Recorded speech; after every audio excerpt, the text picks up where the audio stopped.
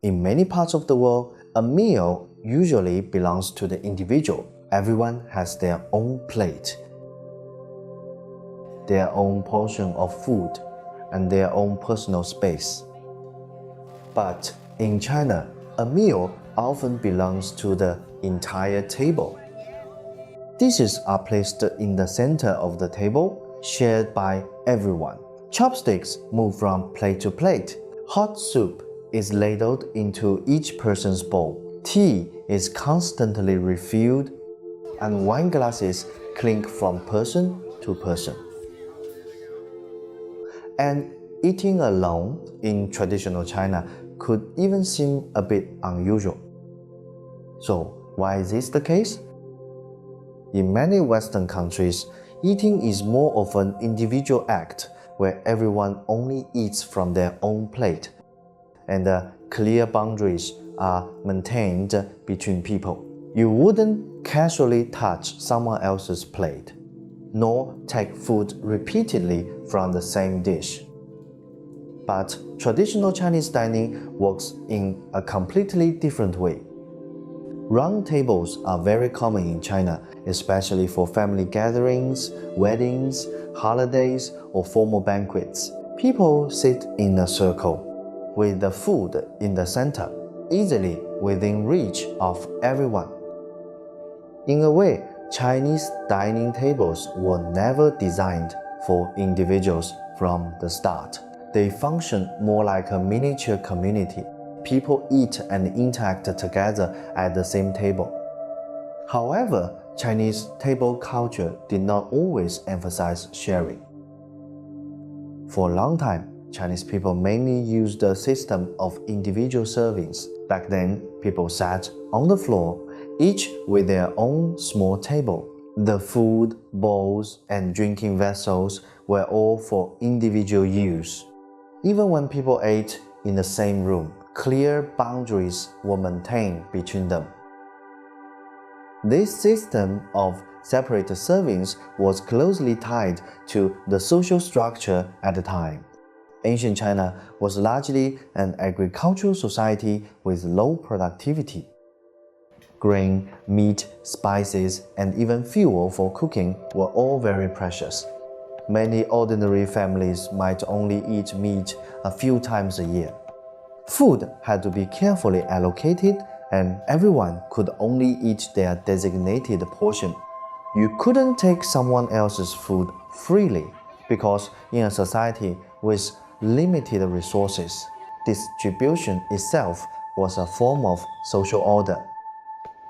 At the same time, eating was heavily influenced by Confucian thought. In traditional Chinese culture, the dining table was not just for eating, it was also a reflection of etiquette and social order. Who sat where, who picked up their chopsticks first, which utensils were used, and which dish was eaten first. All of this was connected to status, age, and social relationships. For example, in ancient households or banquets, the elders or important figures usually sat in the main seat facing the door, while younger or lower status people sat on the sides. At court banquets or feasts between rulers and officials, people of different status even used bowls, plates, and drinking vessels of different sizes. Young people had to wait for their elders to pick up their chopsticks or taste the dishes first, showing respect and acknowledging the hierarchy. One could say that in ancient China, the dining table was never just a table. It was a miniature reflection of social structure and order. Over time, the way Chinese people ate began to slowly change.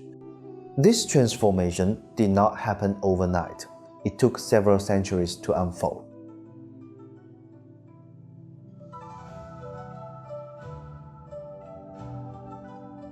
Around 300 CE, the northern core regions of China began to be influenced by nomadic peoples from the northern steppes, introducing new ways of living.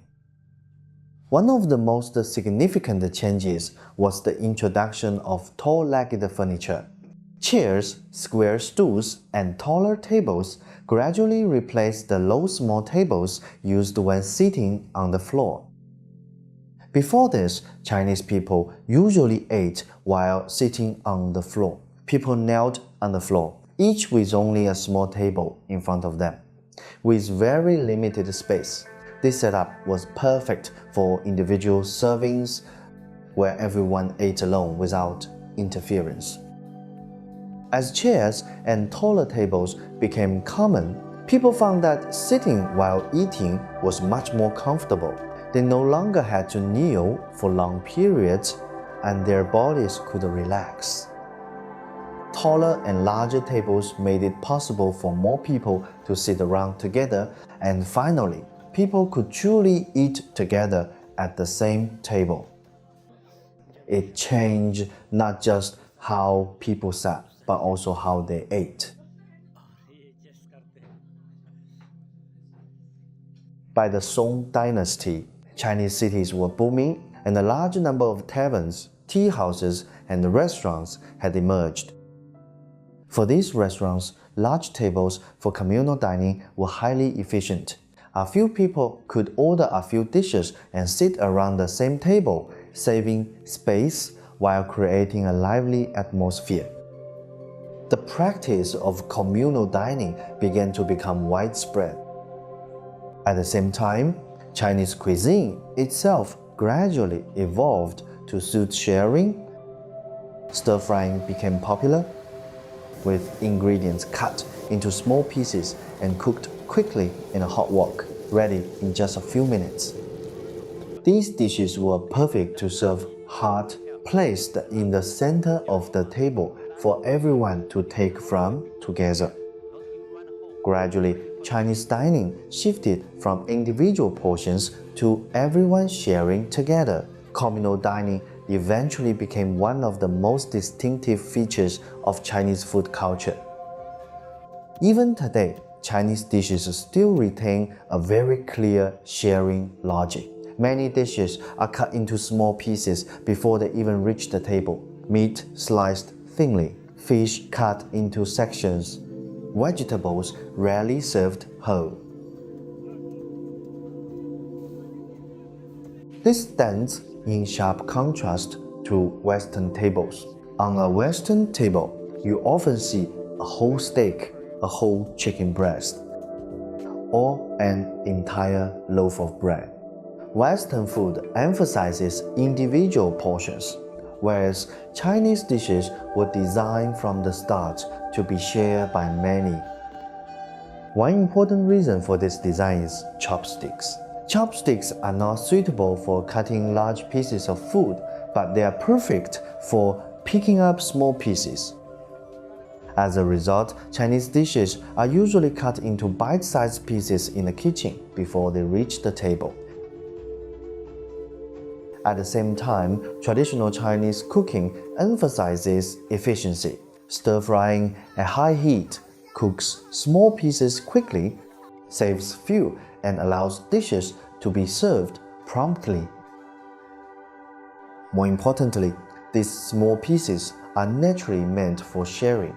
People around the table don't need knives. They can simply use chopsticks to take food. Many hot dishes placed in the center of the table were never meant for a single person. They are more like a collective experience. In China, eating has never been just about filling one's stomach. More often, it is a form of social interaction. People sit around the same table, talking, sharing dishes, making toasts, and eating together. And over time, Chinese cuisine itself has gradually become part of this social dynamic.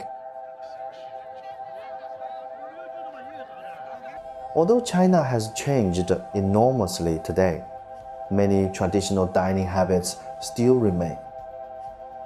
At some formal dinners, people still instinctively arrange a main seat, and the younger people usually wait for elders to begin eating first. Toasting, sharing dishes, and serving food to others are still ways of maintaining relationships even today. In a way, many traditions of the Chinese dining table have never truly disappeared. In the West, a meal usually revolves around the individual. Each person has their own plate, portion, and personal space.